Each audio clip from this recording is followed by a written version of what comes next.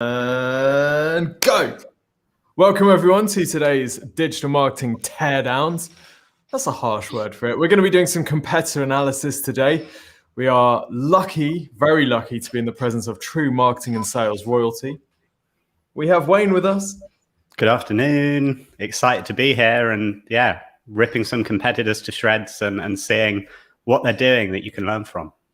Absolutely. He's the best dressed man in Stratford. He's the marketing wizard of the Midlands. He has a story for every situation in life. He's getting younger every year, and he's put on 6 pounds of muscle in the last 4 weeks. Yeah, 6 pounds of lean muscle. That's where it's at. Lean muscle. It's all in my legs, I think. So I've just got giant legs now. I still look quite slim at the top, though. Quadzilla. So if you have some competitors that are doing a really good job of their marketing and you want to find out exactly what they're doing, how many leads they're going to be getting, then drop them in the channel. So whether you're on YouTube, LinkedIn, Facebook, I think we're across all of them. So drop them in the channel. If you're on YouTube, you won't be able to put the full website address. So if you just wanted to submit Exposure Ninja, you'd put Exposure Ninja and then a space instead of dot and then com, right? Exposure Ninja space com, and then we'll take it out and we'll get them up and analyze them on the site. So let us know your competitors that you want to attack. So there's two angles that you take with competitor analysis. First, finding the good stuff that you want to copy. And then secondly, finding their weaknesses that you want to ruthlessly exploit. That's what we're all about. Absolutely. And the potential. Sometimes it can be shocking, like how much further ahead your competitors are than you in terms of traffic volume, and you just don't realize until you dive into them. Very, very true. So yes, drop your competitors into the comments now and we will take a look. Also, let us know where you're tuning in from today. Last week, we had people from all over the world, right? It was amazing. Amazing. This week. People are shy of putting in their competitors. Yeah, that's fair enough. I've got a space that we can look into. We are going to look into the space of VoIP phones. Cool. So this Amazing. is VoIP phone systems. We're going to have a look at the best performing sites in the space. We're going to be analyzing some of their landing pages, also analyzing some of their traffic channels as well. Like I say, if you've got any competitors, in fact, let me just drop a message in the channel if you want to ask. And welcome, Bradley, tuning in from the UK. Where in the UK are you, Bradley? Drop URL in here. Okay. So let's share screen and we're going to do a little bit of digging.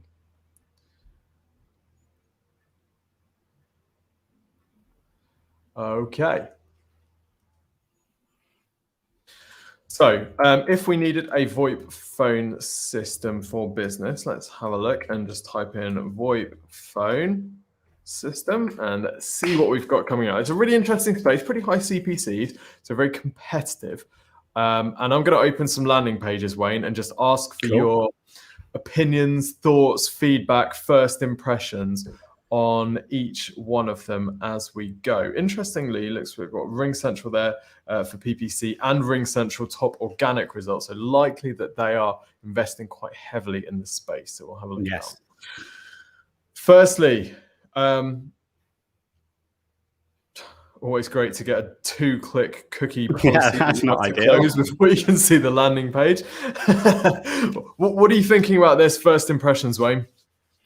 So first impressions, not brilliant, to be honest, which is quite surprising for a big corporation like Zoom. You'd expect it to be somewhat better. If this is actual Zoom, I can't see the URL. This isn't just someone being sneaky and using a Zoom brand name. This is actually Zoom, isn't it? This is actual Zoom, yes. We are on zoom.us/phone system. Yeah, I would say this is really quite poor. I mean, we had, as you say, the clicks that were there that absolutely weren't required and not ideal when you're just wanting to learn more. And then the biggest call to action is buy now.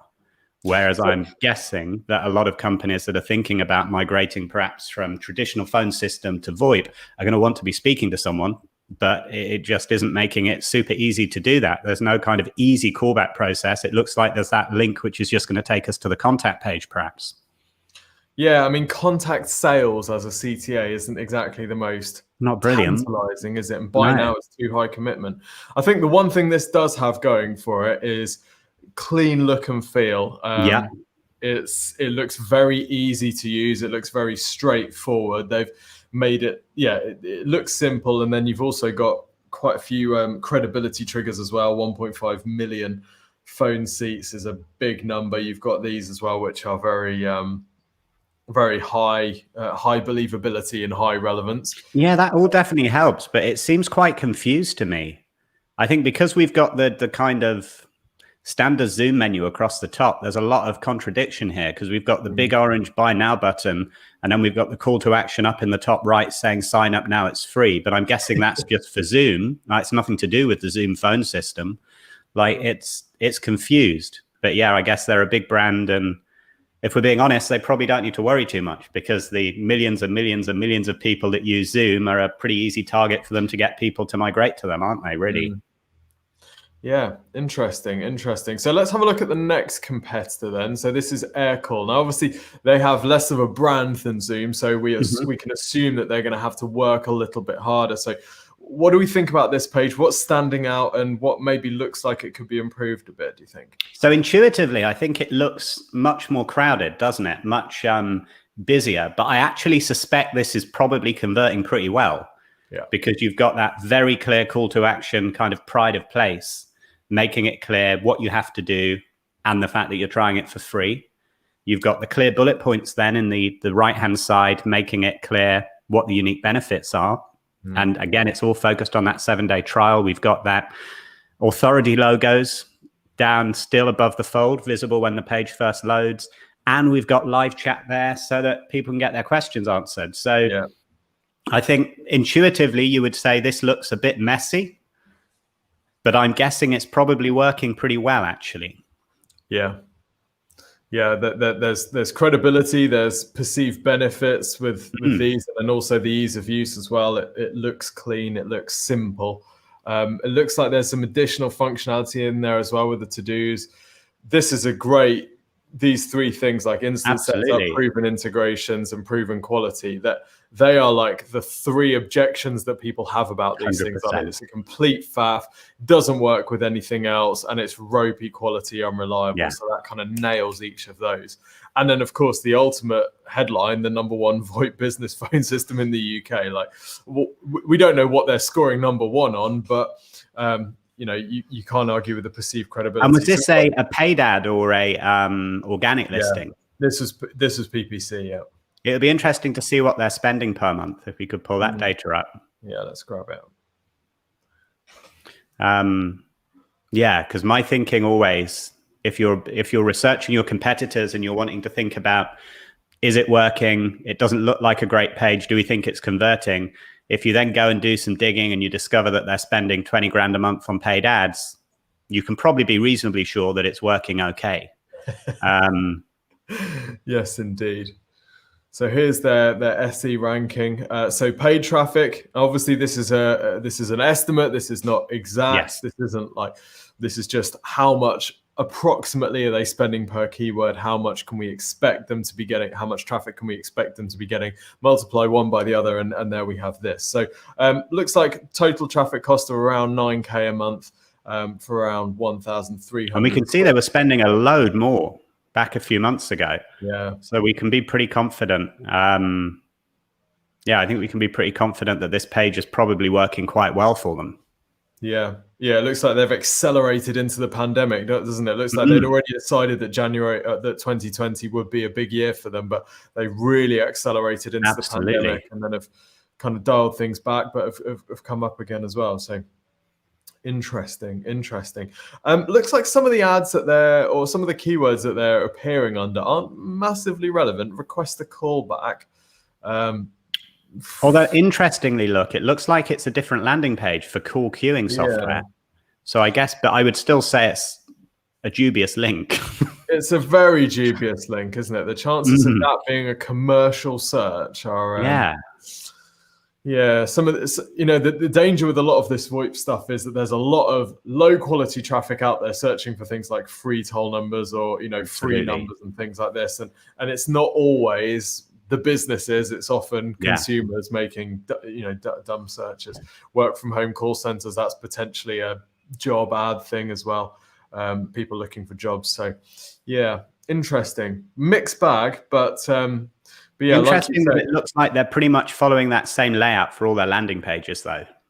It's true. It's true. Interesting that they have a different set of companies for the credibility there. So whether that is because these companies are known in the call queuing space, if they're known interesting, isn't it? Processes.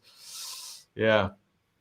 But no, I think that this is like you say, it's on the surface, you'd maybe not so you wouldn't submit this for a Webby award for beautiful design, but it includes everything that you need. And we would suspect that a landing page like this would be converting pretty highly. Absolutely. Interesting. Let's have a look at the next one and see what we think here. We've just had someone request analyzing the plantsexpress.com sites. We'll take a look at that in just a minute, Yue. All right, same thing. We've got this cookies message. Love it. Oh, the number one. Oh, hello. What did I do? Was it me? I think you pressed the back button, maybe. I think it just loaded a slightly different page. So it loaded as that and then changed. All right, so they're A/B testing it, which is interesting. So we know they're split testing. If you're being really geeky, you'd reload that, take a screenshot of the first one, and then see what specific things they're testing between. But obviously, this is the version that Google Test has decided that we need to be shown. What are you thinking here, Wayne? It's a funny one, this, because I think the first thing that jumps out is I actually think the form that they're using is way too big. I think asking for all that information, yes, it's going to give you a chance to arguably get a higher quality of lead, but it's also going to drastically reduce the number of leads they're getting. And I think the kind of stuff that they're asking here, some of that could be asked on the callback that they're doing. Like, I don't think you need that information front end. Like, if you end up getting a lead for a company that's a bit too small for you, the call can still be handled in like 5 minutes. I don't think it's worth losing the amount of leads they're going to be losing by adding all of these different form fields. I actually like the other page that loaded, in my view, felt better. Yeah, I think there's too much white space on this one, to be honest. I think having that background image worked better in terms of the aesthetics of the page. It made it seem like this current layout, this current page, it doesn't look like a page that belongs to such a big company as Ring Central. It looks like a pretty homemade page, in my view, whereas the other one looked a much higher standard. And it's interesting, isn't it? Because there are little design cues that give you that impression. Because actually, if we talk about white, there's a lot of white on both of these, but yet the standard of design on the air call one is minimal rather than this, which I would say basic rather than minimal. And it's a very old-fashioned, isn't it? I think that's the thing. You don't often see the big, thick margins on either side of a website these days. Like, it's just not something that is a current trend when it comes to web design and user experience. Yeah. But for something like VoIP phones, that's a real issue, isn't it? Because for sure, the user interface of a VoIP phone system is one of the decision criteria that you would make. You want something that's modern, and if the landing page doesn't look modern, then the risk is that people you're going to have doubts, aren't you? Big doubts. I mean, I like the sticky widgets they've got at the bottom there. The view demo, free trial, contact us. But I don't necessarily think that you need to have 3 different call to actions in that sticky widget. I think it's probably going to put more people off as opposed to drawing more people in, because you're giving people too many decisions to make, aren't you? Yeah. I mean, this is going onto the view demo page, we see there's a lot that's right about this. I think you could argue that there's the same sort of old-fashioned design thing going on, but what we do have here is we've got credibility around the area where we're asking for people to trust us. So we have a reason to trust. They've got testimonials on the sign-up page, which is great. What we don't have is any idea about what's going to happen here. We're being asked for our phone number. Are we going to get someone phoning us to pitch us? Are we going to be relentlessly hounded? Or Yeah. are we just going to go straight into an online demo that we can play with, which is the lowest commitment version of that? So, and I'd also say this step was entirely unnecessary as well. Like why they felt the need to take us from one landing page that had this form on it to an entirely separate landing page with essentially the same form on it. That seems a bizarre choice. I think I would have had that set up either to have a pop-up that appeared when you clicked it, that then just allowed you to instantly put in your details, or just that jumped you back up to the form here, and then make sure that you've got the headline that makes it clear what's, as you say, what's going to happen. There doesn't seem to be a need for someone to be taken from this page to another page just to fill in the same form. That seems like an unnecessary step, really. Yeah, would agree. Okay, we've got some logos for credibility. They're just below the fold and covered up by the buttons. Interestingly, the app actually looks better to me than this landing page. Oh, for sure. Kind of feels the wrong way around. Or if they were gonna, we can see AirCall and we saw Zoom also using the screenshots above the fold to give credibility to the product. Whereas actually, I think one of their biggest assets, Ring Central, is for me how this looks and the implication that it's more modern. But that's kind of hidden further down the page, isn't it? Which is a real shame. It is a shame. Yeah. Okay, interesting. So very different on the surface. They all look fairly similar. They have a lot of the similar elements, but actually very different stories and very different strengths and weaknesses in each of those. Let's just have a look at, before we move on to the next one, let's just have a look at some organic results, see what's ranking there. So I think we've got Ring Central ranking number 1. So we're not going to bother with that because we've already seen that one. Let's have a look at BT and 4Com here. So really competitive searches, which is going to be why like BT and larger sites like that have relevance for these terms are more likely to rank for that. Most of the smaller businesses targeting these terms, SEO isn't going to be a viable priority unless they have some specific features that people are searching for. You tend to get less conversion rate optimized pages ranking because they tend to be more information heavy. That tends to be the sort of thing that Google likes rather than a landing page. I like this though. I like the sticky bar at the bottom when you start scrolling. Where did that appear? It seemed like it did appear, didn't it? And then it disappeared. Did. Was it this? Did this stick? Yeah, it was that. Let's try. It appeared at the bottom of the screen. How weird. There we go. Oh no, it's just at the bottom. So it's like a bounce when you get to the bottom. Okay, that's interesting. I mean, I think having it sticky would make a lot of sense. Yeah, it'd be much better. Oh, there we go. Oh, sticky now. Yeah, maybe they need to work on that a bit. I like the fact that they are giving those options and they're making them obvious, though. It feels like it's, without them having to put loads and loads of copy there, it makes it really clear that they're putting the customer first in their approach. Like the fact that like you can call us, you can chat to us on live chat, you can arrange a call back, like whatever works for you. Like I think that's a good approach to take for a company like this, because if you're going to go with BT, you're going with BT because you're hoping that they've got the infrastructure there to be able to give you that kind of support, aren't you? So I think hammering that home with this kind of approach, I think works well. Whereas if you're a smaller company, I think you double down on the fact you're a smaller company offering a personal service and you can request a call back. And like, I think it's a different approach. But I think this works well for the size business they are. Yeah. Yeah. All right. And then 4Com. So this one's ranking. All right.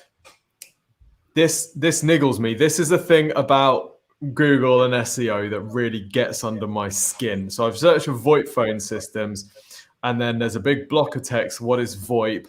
And then it's kind of like I'm being forced through this really kind of patronizing. What is VoIP? Why is VoIP important? What is a VoIP phone system? How does a VoIP phone system work? And you have to go through all this mindless stuff, which is just there to rank. We all have to play this game because it's still what Google is rewarding, but it does my head in because it takes you away from actually what is the customer. When you're searching for VoIP phone system, you know what it is, right? If you're searching for VoIP, maybe you might have a question about what it is, but when you're searching for something specific like that. Anyway, CTA, I mean, for me, this above the fold bit looks way worse. I'm not sure it does them any favors. I think the overall design feels quite dated.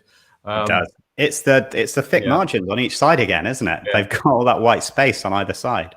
Yeah. All right. So real mixed bag there, but overall, I think if we were designing a VoIP landing page from scratch, it will be really good looking. It will be making the product look excellent, and then having a lot of the elements from this Aircall site, very straightforward CTA, nice clear benefits, lots of credibility. This seems to be the one to copy. Yeah, I would agree, definitely.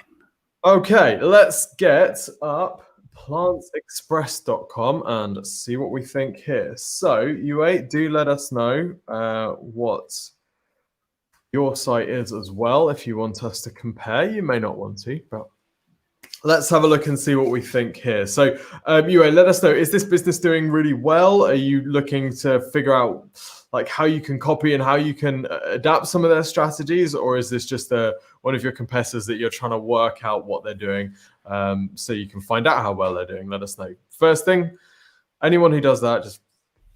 Right. Okay. Wayne, first impressions above the fold. What are we saying? It's okay, but it's not wowing me. Like it's weird because it's got a lot of the elements in place that you would say need to be in place.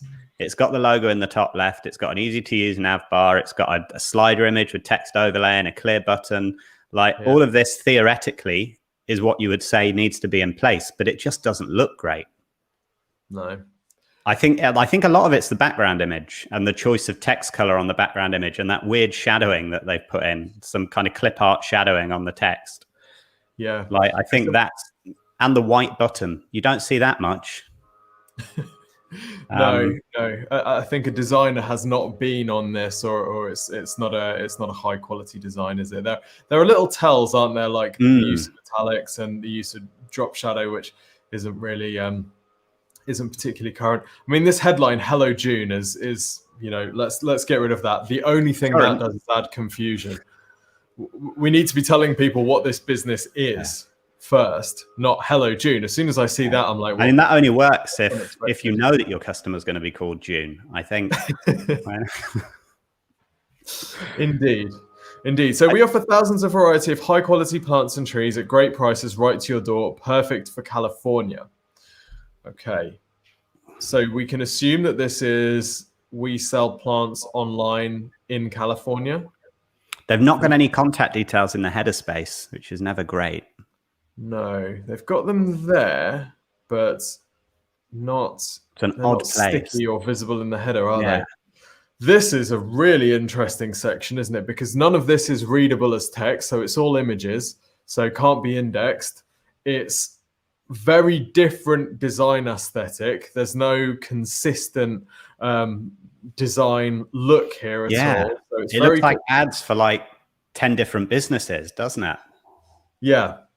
Yeah, it looks like a pin board in a local newsagent's. Yeah, not great at all. So let's find an example of a site which is doing a slightly better job, and then we can look at traffic as well. So let's just go buy plants online. Let's go for California, see if we can find a US specific site.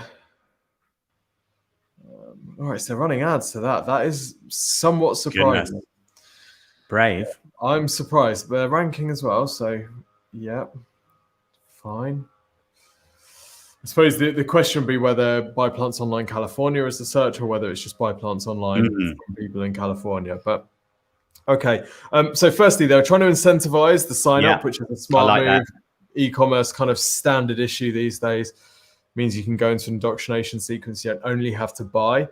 Then we've got category buckets. Nice, straightforward, good quality imagery. Nice sticky menu at the top, sticky header. Yeah. Good quality look and feel as well. Nice kind of off-white look. I think the off-white and the green look good together. There's a high standard of design here, isn't there? For sure. This is a step above for sure.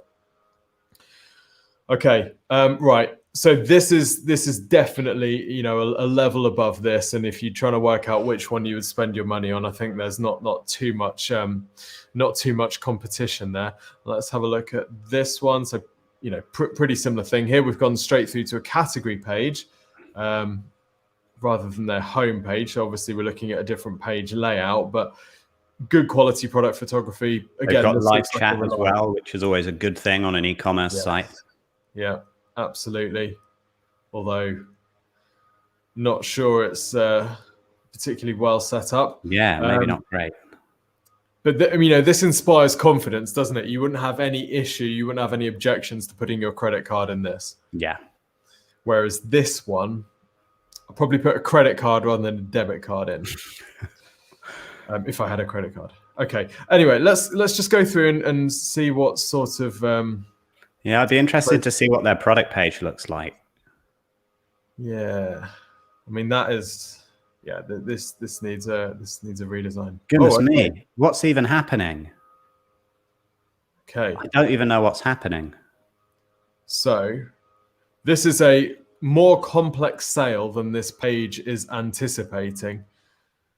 I wouldn't be confident enough to know what we're actually buying here. It says 12 unique plant species, 54 total plants, but I was not anticipating an $1,100 sale there. I thought we were going to a product category page. I didn't think we were going to a product page. Maybe I missed where you clicked, but it looked to me like you were going to a category page. Plant packages. So, right, okay. This is not easy. No. let's go shop the catalog, see if we can find an individual product page here. Oh my word. Yeah, this needs a rethink completely. Goodness. Like, their ranking, it seems. I'd be interested to know how much traffic they're getting, because you'd say that they're leaving so much money on the table. You would, wouldn't you? Yeah. Yeah. And I don't know how long it's taking some of these images to load. Yeah. I don't know if they're selling to trade, but to buy these things in gallons rather than in individual, it's really difficult for a consumer to understand that, isn't it? So it's a very different proposition to what we're looking at with these. And certainly this feels like a safer and cleaner bet. For sure. So, I mean, my sense here, I don't know if you'd agree, Wayne, my sense would be probably stop running traffic, fix the website, then start running traffic. Yeah, 100%. I think it needs a real update, doesn't it? Like, I've only just noticed that we've got that additional menu down in the bottom right-hand corner, which is an unusual choice. Yeah, this is almost like a blog category menu. This is from an e-commerce perspective, there is how we'd say low-hanging fruit here for sure. Okay.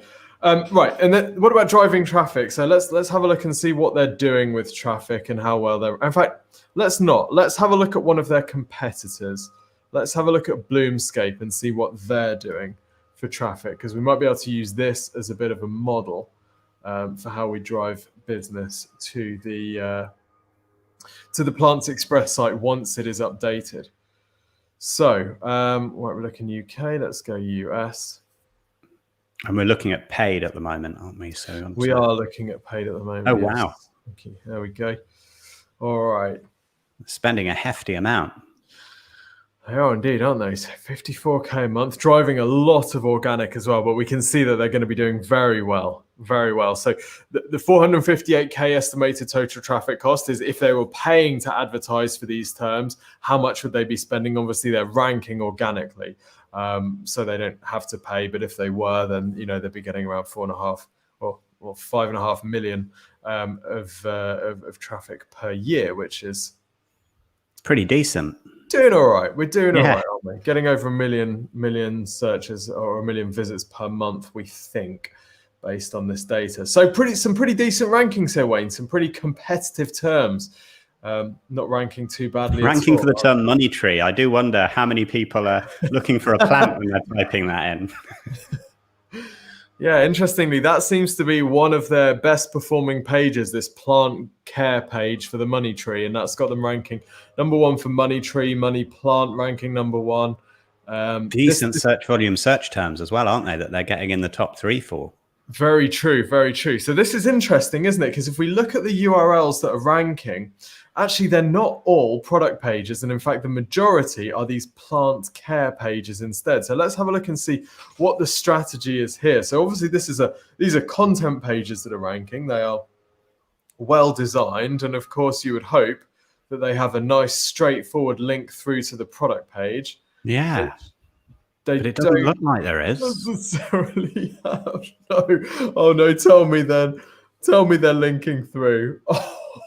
Oh, right there. Bottom of the page. No. Oh wow. So maybe 2 or 5% of people will see it.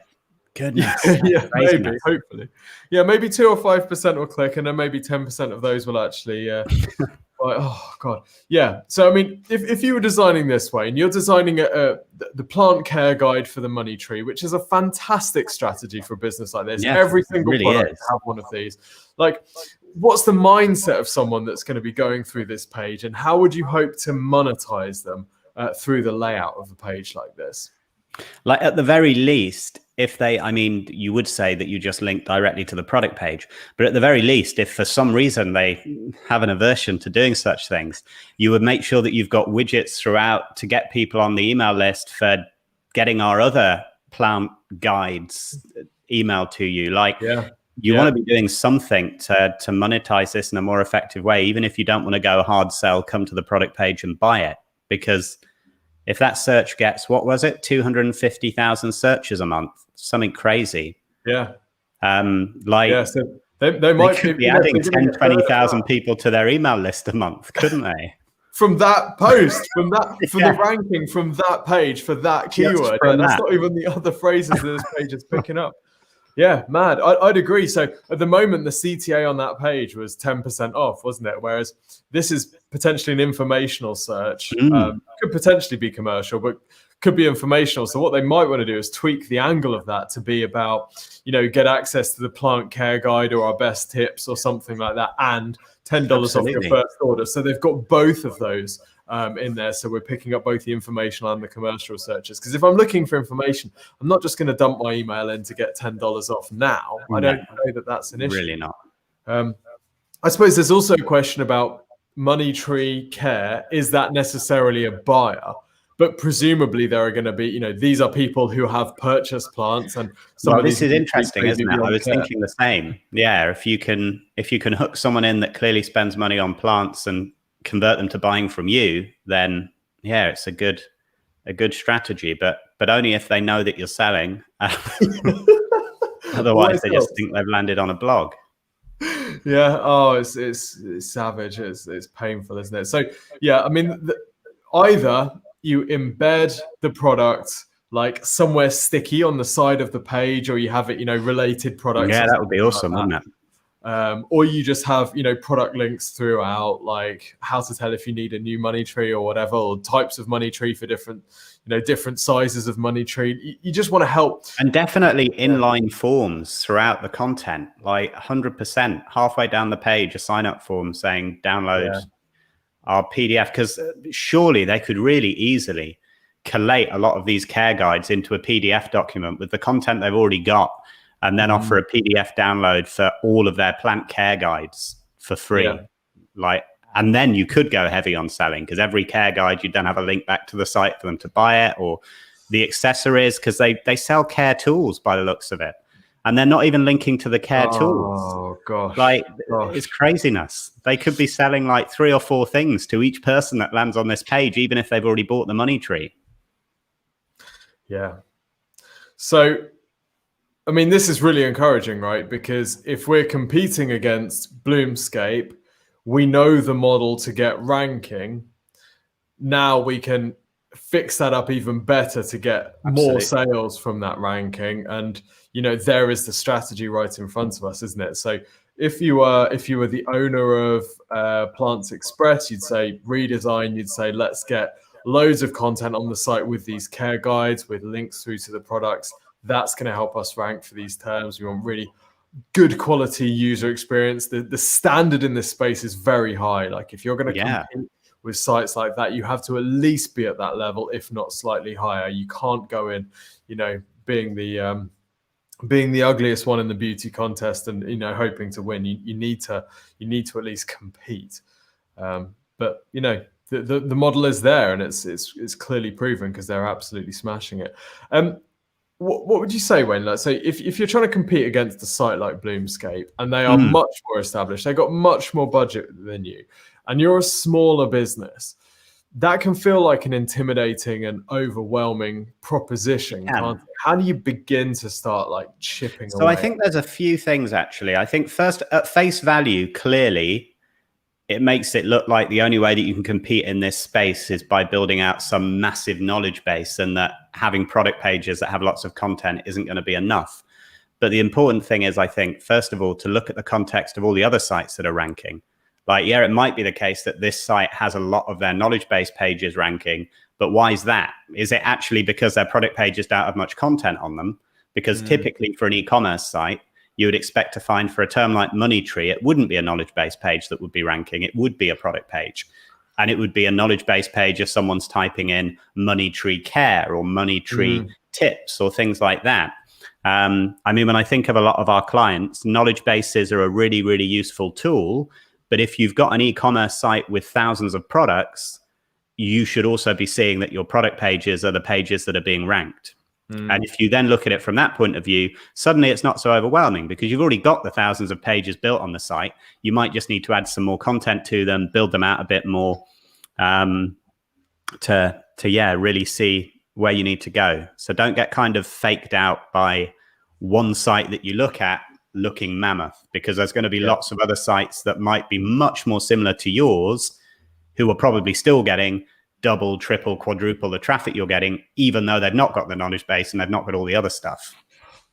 Yeah, it's a very good point. And there are, there is still disruption in the plant space where really no one is creating any new products, but actually people are creating new products, aren't they? There's a startup in the UK that seems to be doing very well, where you've got, plants for people who don't buy plants. Like it's the you can't kill them list. I can't remember the name of the site. Oh, yeah.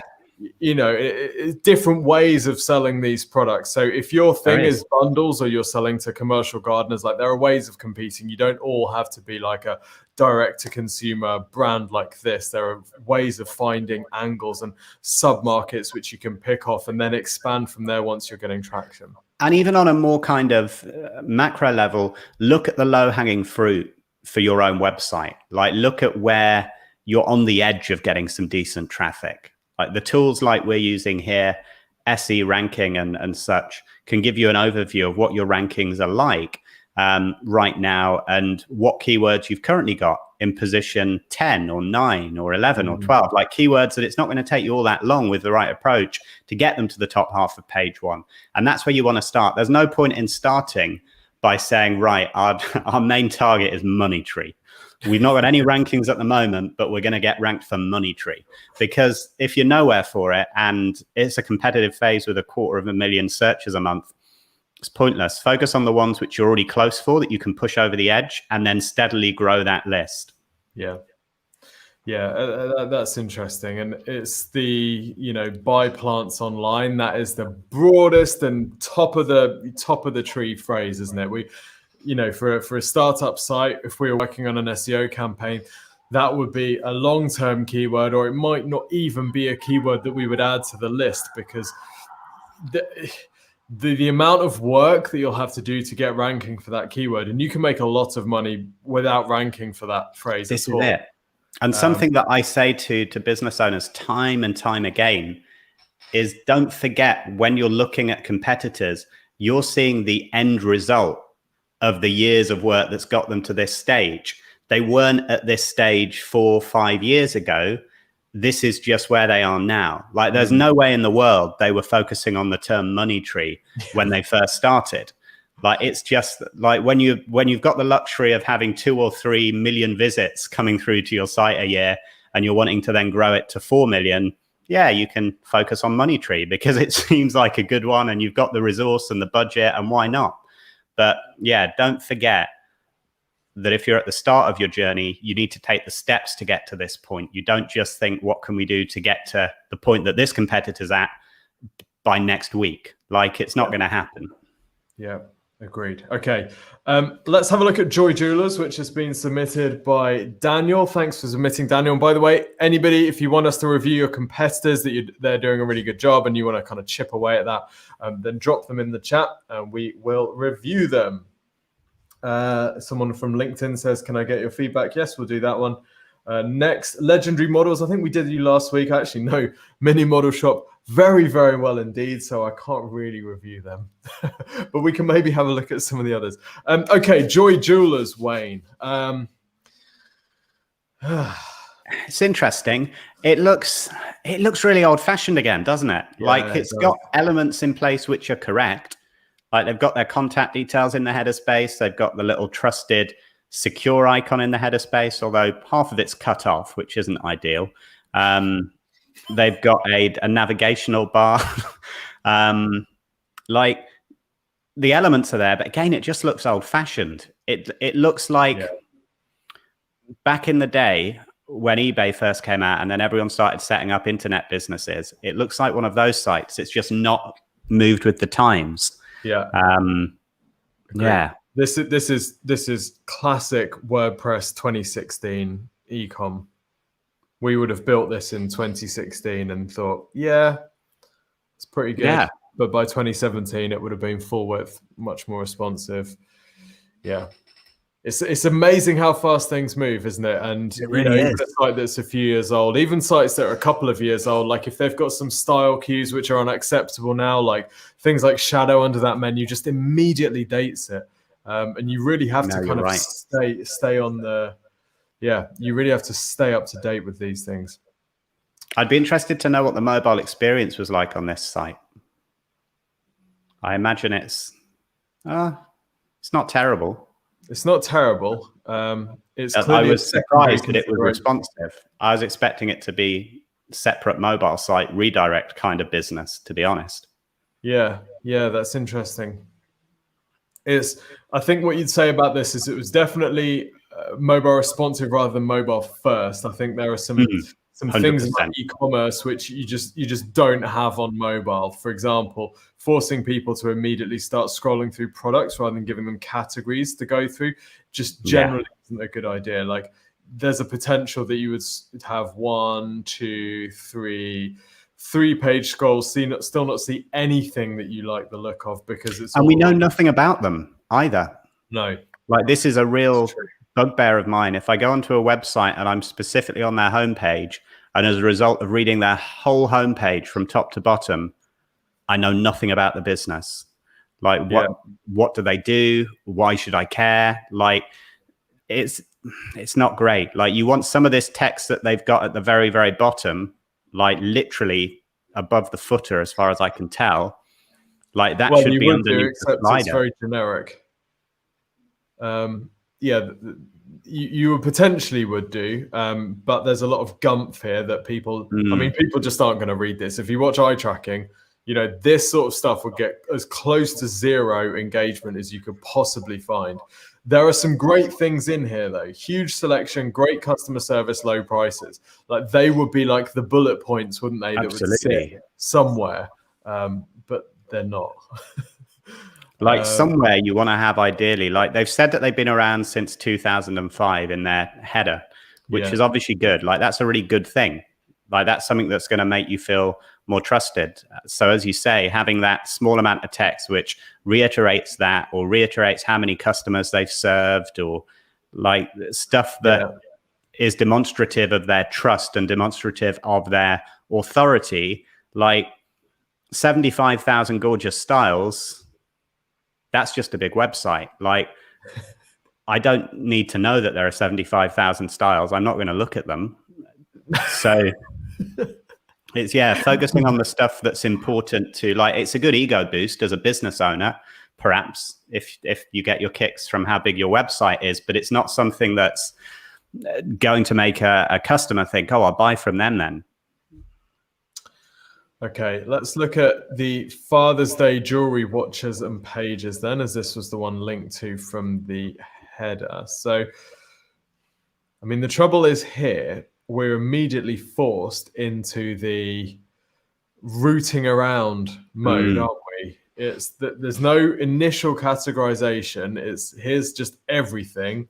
Jewelry and watches is way too broad, isn't it? Yeah. Like way too broad. If you're interested in watches, you want to look at watches. You don't want to go through, necklaces and rings and bracelets just to find a watch. So what we've done here is we've got a category. The Father's Day category is category 90, and this is just a category page with everything from category 90. So what you might want to do is categorize Father's Day watches, Father's Day jewelry, or Father's Day watches, Father's Day rings, Father's Day necklaces, so that you can at least give people a Father's Day super category page with each of these different categories underneath. Because the other thing is, it's not just an inconvenience from a user experience point of view, but even from an SEO point of view, like you're losing out on loads. Like if you're someone that's looking for a watch for your dad for Father's Day, you're not going to type in probably Father's Day jewelry. You're going to type in Father's Day watches, or watches for men, or watches for dads. Like it's going to be something like that. And if you are looking for a Father's Day watch for your dad, then you're not going to, Google wouldn't be able to justify ranking this page anyway, because the watches aren't even on the first page. So no, because it is a one, is that? category. All right, let's go into something a little bit more competitive and established. Let's go for platinum wedding bands. And let's have a look at one of the product pages here as well. Oh, so there's a super category. So we've got platinum band. Okay, right. So we've got a bit of categorization here. Which one takes your fancy, Wayne? Let's go for diamond. I knew that would be the one that you go for. I knew that would. Right. Okay, so we've got another category page here. Okay, let's go for a product page. Now, for jewelry, the product page is the be-all and end-all of your conversion rate. So what do we think about this one? I think it's quite terrible. It's rubbish, isn't it? Yeah, it's rubbish. Quite terrible. Like, and we're looking at spending what, $1,500 on this as well. Yeah, not a chance. Would I be spending $1,500 from this page? What would you need to see on a platinum diamond wedding ring page? Was there more than that one picture? No. No. Yeah, that's fine. I'd be happy with that. No. So yeah, you want a lot more pictures, wouldn't you? Like a lot of these jewelry stores these days will do those 3D renders of the items so that you can look at it from different angles. You can zoom into it. Normally they will show pictures of it on someone, like all of this. There's a few pictures so you can at least get a better idea. But I agree. Like when you go into a jeweler's, if you watch people shopping for jewelry, they don't look at the ring and go, yeah or no. They put it on and then go, yeah or no. And that's the experience that you have to replicate. Until you get over that, until you give them the equivalent experience, they're not going to convert. And I've got to say as well, when you're focusing on things like wedding bands, you should be really utilizing the emotion a bit more. Like you want to have images of brides and grooms with the rings on. You want to see that image and be building up, and you want that to look like a really luxury wedding. You want to build up the story and build up the image in the customer's mind. It's not just a ring that they're selling here, is it? It's a wedding day, and they're kind of missing that point, I think. Yeah, agreed. You're selling your bride's happiness, really. Like even that image, that doesn't look like a wedding ring now. No, because they've not shown it on a bride. They've just shown it on a random woman in a random outfit. Like, so it now doesn't look like a wedding ring. If that was a bride showing it on her finger, that would change the perception of this product entirely. Yeah, it's interesting, isn't it? Because this is such a lifestyle purchase. If you see how watches are marketed, a watch is very rarely marketed out of context. It's always in some sort of situation on the racing driver or the astronaut's wrist, or it's, there's waves breaking behind it, and they're very much selling that whole image. They're selling much more than just a little bent piece. Even aftershave. When you look at aftershave campaigns, it's the same. So you should 100% be doubling down on that if you're selling anything to do with a wedding. Whether it's wedding rings, engagement rings, anything wedding related needs to have more of a wedding focus. But the interesting thing about this is, even though, this is just standard e-commerce best practice, of these sites that we've picked up analyzing as competitors, even Beaverbrook, these are expensive keywords to be targeting without putting more energy into this. So this is clearly something in the space which is not. Oh, there we go. There's one example. That's a bit better. It's a bit better. The photography isn't great, is it? No.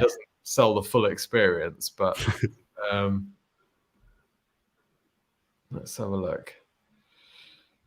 But it's surprisingly difficult to find a really good example of this. And all of these pages seem to have so much going on. Like every site we've looked at has insisted on having this filter down the left-hand side. Is it a filter? Yeah, it is. A filter, which is completely distracting. Like, not the kind of key selling points of the ring. No, that it's almost like it's a logical purchase process for a very emotion-driven purchase, isn't it? Yeah. This feels like I'm specifying a mobile phone contract.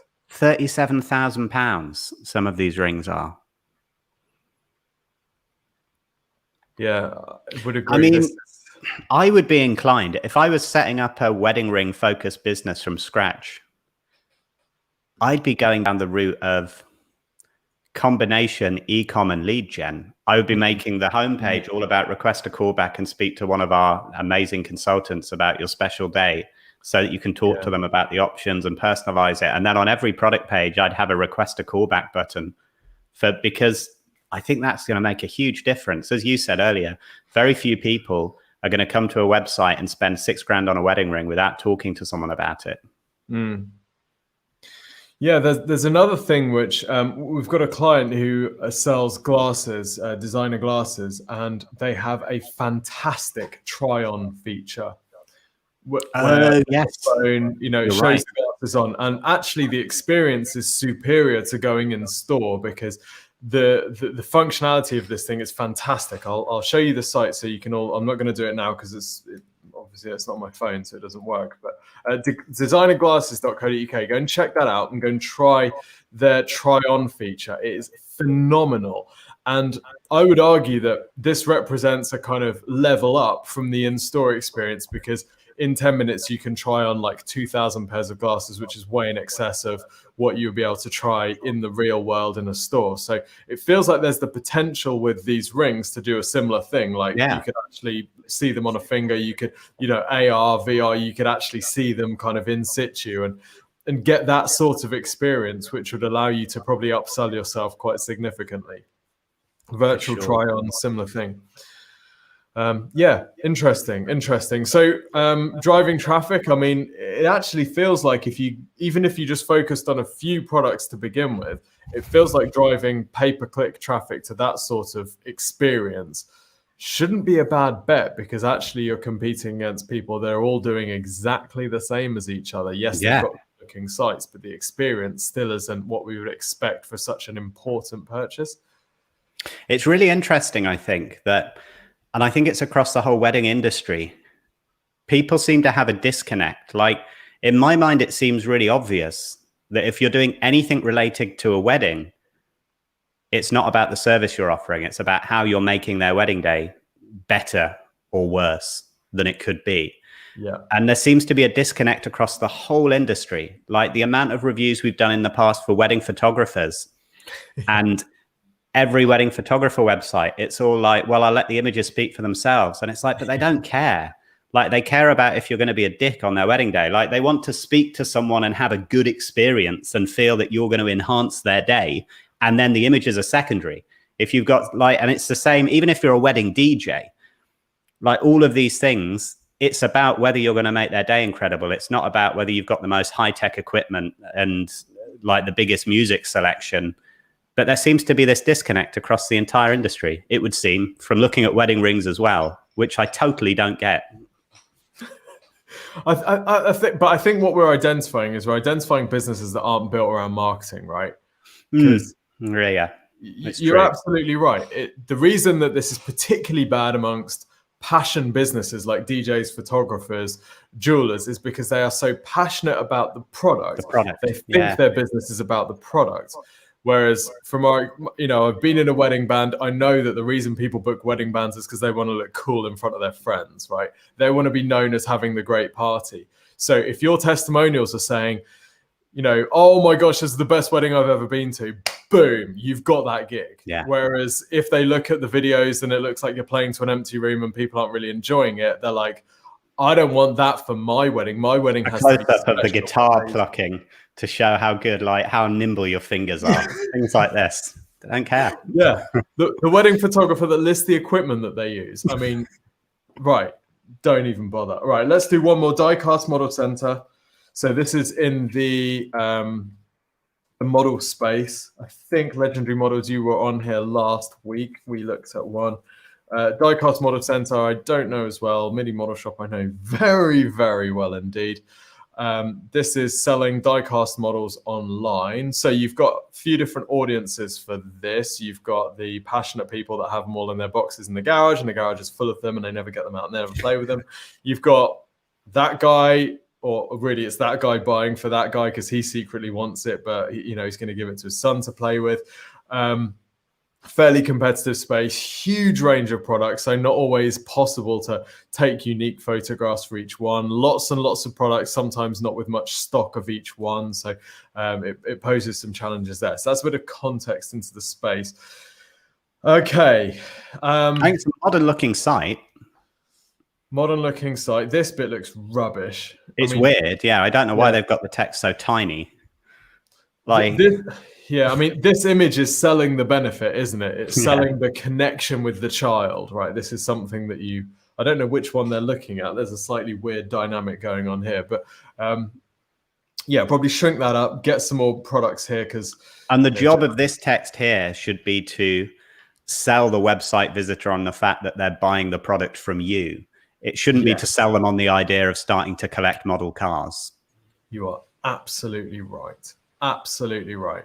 Okay, so we're forced to click on the menu before we can even see the categories. So a bit of a downside there. You're requiring commitment before people can even work out whether they can buy from you or whether you've even got what they want. But aside from that, then we've got cars, then we've got this mega menu. What are you thinking here, Wayne? There's a lot going on, isn't there? There's a lot going on. But... I guess it depends. If you know how people are searching through your site, maybe this is necessary. Like if I was going to this site because I was looking for a gift for someone that I knew collected model cars, I wouldn't have a clue. And there's no way I'm going to be using the Mark A to L, Mark M to Z. Like I'm not going to be clicking on any of that. I'm going to be going to cars, looking at subcategories and choosing something I recognize. Whereas I guess for a real passionate collector, actually, this breakdown, Mark A to L, Mark M to Z, is probably a pretty useful thing to have. But it does all feel a bit overwhelming. There's a lot to take in to decide where you should be clicking, isn't there?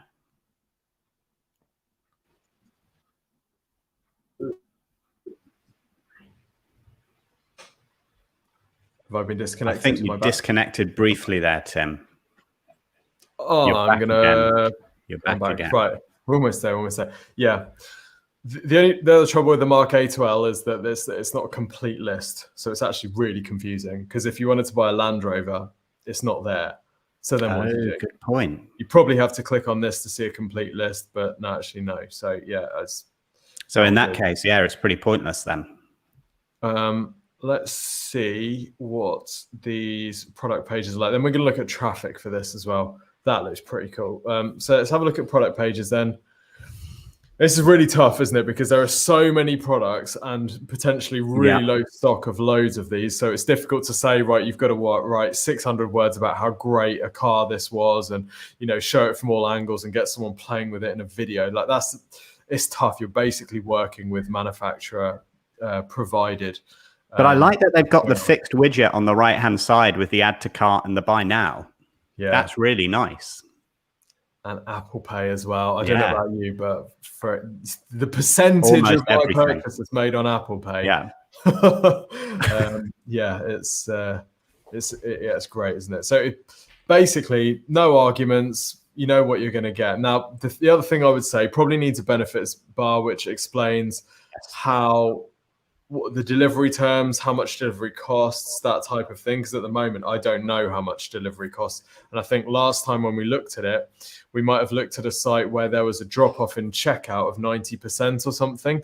Oh, wow. Okay. And that we thought could potentially be because of delivery cost. I'm not sure about being asked to confirm terms and conditions before I get to the checkout. That's a bit weird.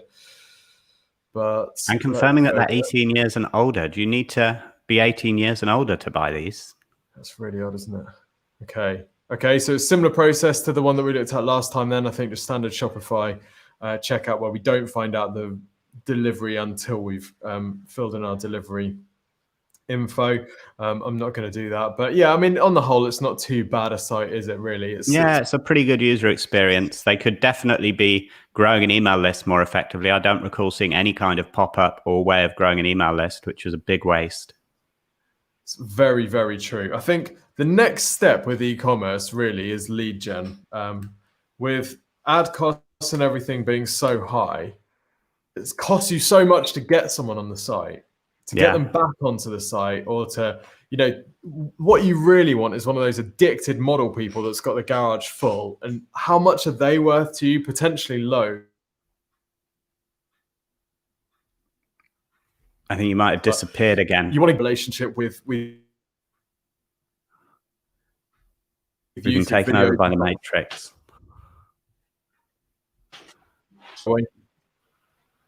Yeah. Right, I've tried plugging in. We'll see if that works. Am I here? So how much traffic are they getting here? I can't see the metric here. I can see the traffic cost. So they must be getting a decent amount, and the number of keywords. No, 59. Oh, wait, we're in the UK. We're in the US, sorry. I'm still getting used to SE ranking. There we go. So that's interesting. So their main market is the US then, isn't it? No, UK. 4.5K UK. What were we just looking at? Because it said $41,000 worth of traffic. 4,100, wasn't it? I don't think so. Let's go back to the overview. Oh, we are on the overview. Oh, gosh. There was a really big number that surprised me. I don't know. Maybe that was the previous site. Maybe the whole US thing is crashing. It's 1,300. UK is 4,500. So ranking for diecast models, position 5. Not too bad. Diecast cars. Let's have a look at some of these keywords. I mean, SEO significantly, it seems like their traffic's dropping off rather than growing, doesn't it? Yeah, it's true. It's true. Although, at the start of last year, they were really kind of nowhere. So they've built that from a very low base. But I think SEO is a really important space for a business like this because, Google Shopping, you can make it work, but the margins are fairly lean and the products have a, limited value. So, I mean, one of the things that's most interesting to me here about is how hard their homepage is having to rank. How hard it's having to work here, because you've got toy diecast, you got all of these different phrases being targeted by the homepage. If you had a diecast motorcycles category page, you're probably going to beat the homepage. It'd be interesting to know, wouldn't it? And we're not going to have time, unfortunately, to dig so deeply today on this video, but it'd be interesting to know whether it's just down to poor optimization of all the internal pages. Yeah, it would. Yeah, but I mean that's the model, isn't it? It's separate pages optimized for each different category. It's having the BMW 3 Series category page, and another thing is if you're running out of stock, making sure you keep those pages static on the site, optimized, even if you don't have any stock. So when you have it back, you're not having to re-rank. Great, we've run out of time. Thank you so much, Wayne, for joining us. No, it's been really interesting. Loved it. Thank you, everybody, for tuning in. We will be back next week at some time, probably this time, whether it will be me or whether it will be Dale, we don't know. But if you haven't had your website reviewed today, or if you have been a little bit shy about submitting it, then request a free website and marketing review from the team here. It's a fantastic service. What you do is you go to exposureninja.com and you click the big button to request your website and marketing review. And what will happen is one of our amazing consultancy team will do an analysis just like we've done, but more organized and more in depth. And they will map together your priority actions that you should take over the next 6 to 12 months to increase the volume of sales that you generate from your site, completely free of charge. And you usually get your video within a couple of days. So go to exposureninja.com/review to request that. But other than that, thank you everybody for tuning in, and we shall see you next week. Have a wonderful weekend, everyone. Take care.